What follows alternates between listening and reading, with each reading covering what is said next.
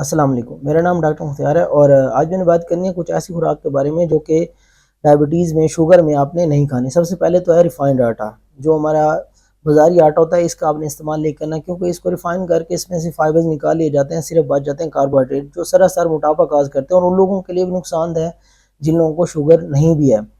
تو آپ نے اگر روٹی پھر بھی کھانی ہے، آپ اس کے بغیر نہیں رہ سکتے، تو آپ جو ہے چکی والے آٹے استعمال کریں، اور اگر آپ 2 روٹیاں کھاتے تھے تو آپ 1 روٹی کا استعمال کریں، اور ساتھ میں سلاد کا استعمال زیادہ سے زیادہ کریں، اور کوشش کریں کہ خمیرے آٹے کا استعمال کریں، اس میں کاربز کم ہو جائیں گے تو آپ اس کا استعمال کر سکتے ہیں۔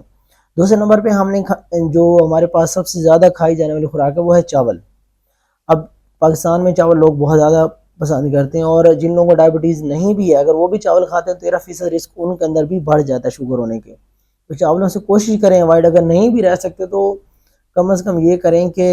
1 پورشن چاول اور 1 پورشن جو ہے سلاد کا استعمال کریں، اور کوشش کریں کہ جن لوگوں کو ڈائبٹیز ہے وہ تو بالکل اس چاول کو چھوڑ دیں۔ اس کے بعد جو ہے پروسیسڈ فوڈ ہے، جو ڈبے والی یا یہ جو پروڈکٹس ہمارے پاس ہوتے ہیں بیکری والی پروڈکٹس،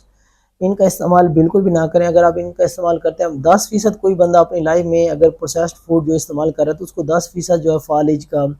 ہارٹ اٹیک کا، یا پھر جو ڈائبٹیز ہے اس کا چانس بڑھ جاتا ہے۔ اس کے بعد کاربونیٹڈ ڈرنکس ہو گئے، جوسز، ڈبے والی جوسز، ان ساروں کا آپ نے استعمال نہیں کرنا۔ ساتھ میں جو چائے ہے اس کے اندر بھی آپ نے چینی ایڈ نہیں کرنی اگر آپ پینا چاہتے ہیں تو۔ اس کے بعد لاسٹ نمبر پہ ہمارے پاس ہیں فروٹس، جو فروٹس کے اندر تربوزہ ہے یا زیادہ پکا ہوا کیلا ہوتا ہے، ان کا بھی استعمال نہیں کرنا، کیونکہ ان کا بھی گلائسیمک انڈیکس زیادہ ہوتا ہے، ان کا استعمال نہیں کرنا۔ کچھ ڈرائی فروٹس ہیں جن کو ڈرائی کیا جاتا ہے، جیسے انگور ہے اس کو ڈرائی کیا جاتا ہے، خوبان ہے اس کو ڈرائی کیا جاتا ہے، یا کھجور ہے، ان کا گلائسیمک انڈیکس بھی زیادہ ہوتا ہے اور ان کے اندر جو ہے ایڈڈ شوگر ہوتی ہے، تو ان کا بھی آپ نے استعمال نہیں کرنا۔ اللہ حافظ۔